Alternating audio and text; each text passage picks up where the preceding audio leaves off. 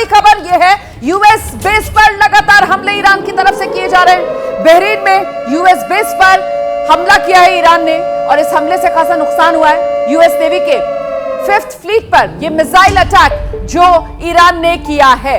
तो यहां Bahrain America का सैन्य ठिकाना, यहां यूएस नेवी का यह 5th फ्लीट था जिस पर मिसाइल अटैक ईरान की तरफ से किया गया और इसे खासा नुकसान ईरान ने पहुंचा दिया है। तो कहीं ना कहीं ये कह सकते हैं आप कि जहां भी मौका मिल रहा है ईरान को, वहां ईरान घुसकर अमेरिका के सैन्य ठिकानों को तहस नहस करने में लगा हुआ है। हमले तो ये लगातार कल से हो रहे हैं, लेकिन बहुत प्रभावी कल से ये हमले होते हुए नजर नहीं आ रहे थे। लेकिन अब धीरे धीरे कर जिस तरीके से खबरें सामने आ रही हैं, उसके बाद ईरान की तरफ से जो हमले किए जा रहे हैं उनका असर भी दिख रहा है। जिस तरीके से ये तस्वीर है, बहरीन की तस्वीर है, जहां पर यूएस नेवी का ये 5th फ्लीट और इसको ईरान ने निशाने पर लिया है, जिसके बाद यहां पर आग लगी जोरदार तरीके से और अभी ये धुएं का गुबार आप उठते हुए देख रहे हैं कि कई किलोमीटर के दायरे में सब कुछ तहस नहस हो चुका है। ईरान की तरफ से ये जोरदार हमला किया गया है। इसके अलावा कुवैत की वो तस्वीर मैं आपको दिखा रही हूं। कुवैत में बताया जा रहा है जो अमेरिकी दूतावास है उस पर ईरान ने हमला कर दिया और तस्वीरें वो सामने आई हैं जहां पर अमेरिकी विमान फाइटर जेट क्रैश होता हुआ नजर आ रहा है। ईरान दावा कर रहा है उसी ने अमेरिका का ये फाइटर जेट मार गिराया है। इस बीच अभी तक इस युद्ध को लेकर जिस तरीके से आर पार छिड़ा हुआ है, कैसे वो जोरदार हमले हो रहे हैं, सीधे वॉर रूम लेकर चलेंगे आपको नीरज से जानते हैं। नीरज।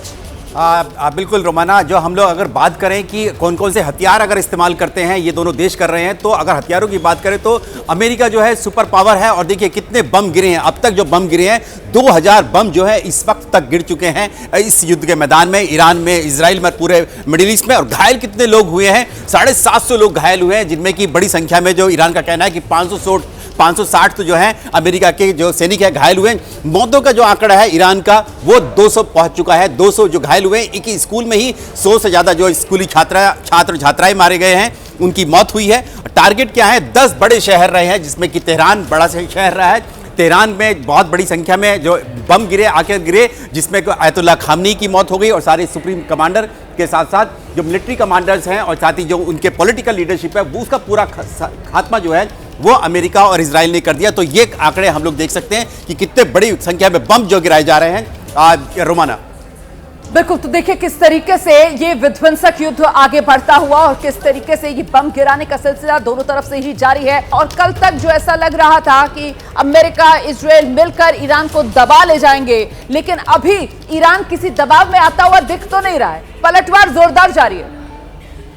देखो, इस समय की जो स्थिति है इसका जो जायजा लिया जा सकता है, जो कि अमेरिका ने लड़ाई लड़ने से शुरुआत करने से पहले जो अपने 3 मेन एम रखे थे कि ईरान की न्यूक्लियर क्षमता को निस्तर नाबूद कर देना, ख़त्म कर देना, ईरान की जो मिसाइल कैपेबिलिटी है और जो उसकी मिसाइल प्रोडक्शन कैपेबिलिटी है उसको बर्बाद कर देना।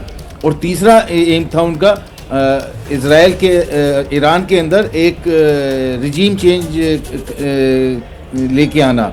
अब अगर इन तीनों एम का आंकलन करें, अगर मैं 10 में से की बात करें, तो जहाँ तक रिजीम चेंज की बात है वो तकरीबन उनको अभी तक 10 में से सिर्फ 3 ही नंबर मिले हैं। और जहाँ तक कि न्यूक्लियर क्षमता और मिसाइल कैपेबिलिटी को ख़त्म करना, वहाँ पे अमेरिका को अभी 10 में से 2 नंबर मिले हैं। अभी जो स्ट्रेटजी पहले कोई भी होता है, जहाँ स्ट्रेटेजिक मैनेजमेंट होती है, उसमें ये होता है कि आपका क्या उद्देश्य है और आपका उद्देश्य, ये 3 उद्देश्य थे। उसके अलावा फिर होता है आपने अभी तक क्या अचीव किया है। अभी तक आपको 10 में से 2-2, 3-3 ही अगर नंबर मिले हैं, तो इसका मतलब जो बीच का जो गैप है उसको बोला जाता है स्ट्रेटेजिक गैप।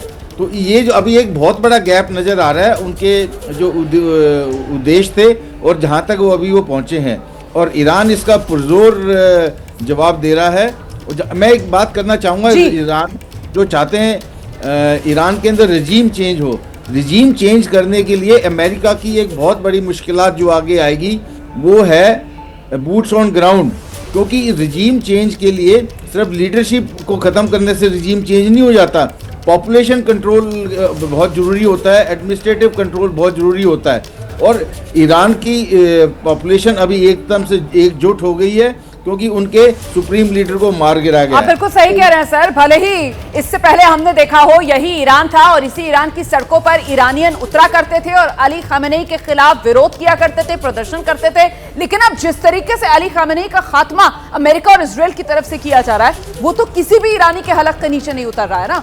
उनको लग रहा है कि भाई हमारे देश के आंतरिक मामले में अमेरिका दखल देने वाला कौन होता है। अमेरिका ने ये चौधराहट क्यों दिखाई कि आकर वो अली खामेनी को खत्म कर देता है, और न सिर्फ अली खामेनी को खत्म करता है अमेरिका, बल्कि अली खामेनी की बेटी, पोती, दामाद, मतलब पूरे उनके परिवार का सफाया, पूरे ईरान का जो नेतृत्व था, सियासी नेतृत्व, सैन्य नेतृत्व, सबका सफाया अमेरिका और इजराइल की तरफ से अचानक से कर दिया जाता है। और वो भी कब? वो तब किया जाता है जब बातचीत का दौर चल रहा था। मतलब अमेरिका और इजराइल की तरफ से ये सेंटीमेंट भी ईरान में बन रहा है कि धोखा दिया गया। अमेरिका और इजराइल जो है वो बातचीत की बात करते करते उसने अचानक से हमला बोल दिया।